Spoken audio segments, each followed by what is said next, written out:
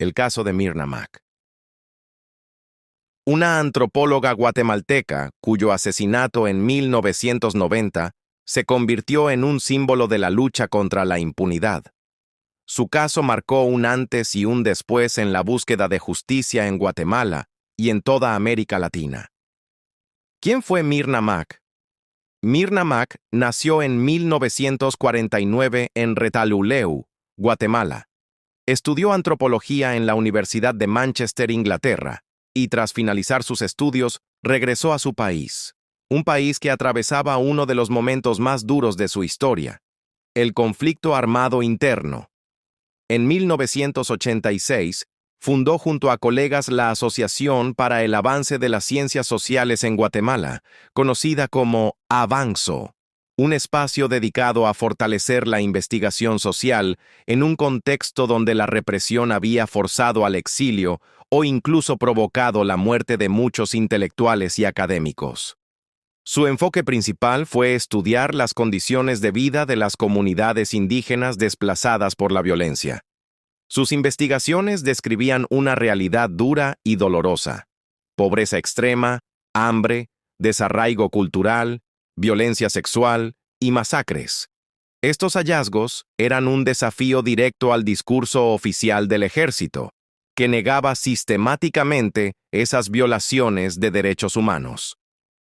El asesinato. El 11 de septiembre de 1990, tras salir de su oficina en la capital, Myrna Mack fue brutalmente atacada frente a su casa. Recibió 27 puñaladas, lo que evidenció que no se trataba de un simple robo, sino de un crimen planificado y cargado de saña.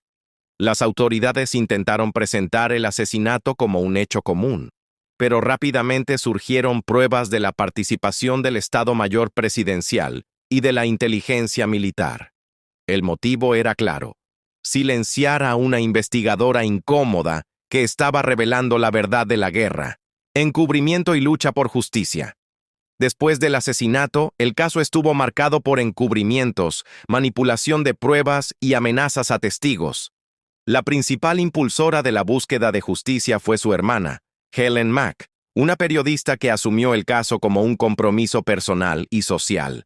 Helen enfrentó amenazas, campañas de desprestigio y la presión del ejército, pero nunca abandonó la lucha. Con el apoyo de abogados y organizaciones de derechos humanos, el caso logró mantenerse vivo en un contexto de impunidad casi absoluta. Juicios y condenas. En 1993, Noel de Jesús Beteta Álvarez, suboficial del Estado Mayor Presidencial, fue condenado a 30 años de prisión como autor material del crimen. Pero Helen Mack no se conformó. Su objetivo era demostrar que detrás del asesinato había altos mandos militares. En 2002, el coronel Juan Valencia Osorio fue condenado a 30 años como autor intelectual. Aunque otros altos mandos quedaron absueltos por falta de pruebas, la condena fue histórica. Por primera vez en Guatemala, un militar de alto rango era responsabilizado por violaciones a los derechos humanos. Impacto internacional. En 2003, la Corte Interamericana de Derechos Humanos condenó al Estado de Guatemala por el asesinato y por el encubrimiento posterior. La Corte ordenó reparaciones a la familia Mack, mejoras en el sistema judicial y medidas de no repetición. El caso Myrna Mack trascendió las fronteras de Guatemala y se convirtió en un referente internacional de cómo enfrentar la impunidad en contextos de violencia estatal. Legado y memoria.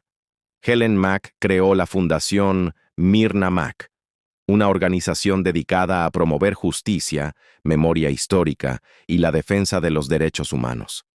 El nombre de Myrna sigue presente en investigaciones, documentales, libros y actividades de memoria. En universidades y foros internacionales, su caso se estudia como ejemplo de cómo una víctima y su familia pueden desafiar estructuras militares poderosas. Myrna representa la voz de miles de víctimas que fueron silenciadas en el conflicto armado, y su historia nos recuerda que la verdad, tarde o temprano, siempre sale a la luz. El caso de Myrna Mack no es solo el relato de un asesinato político. es también una historia de resistencia, verdad y justicia. Nos recuerda que la memoria de quienes defendieron a los más vulnerables sigue viva y que la lucha contra la impunidad nunca termina. Si este tema te interesó, deja tu opinión en los comentarios y suscríbete para más casos o misterios. No olvides darle like. Nos vemos en un nuevo video.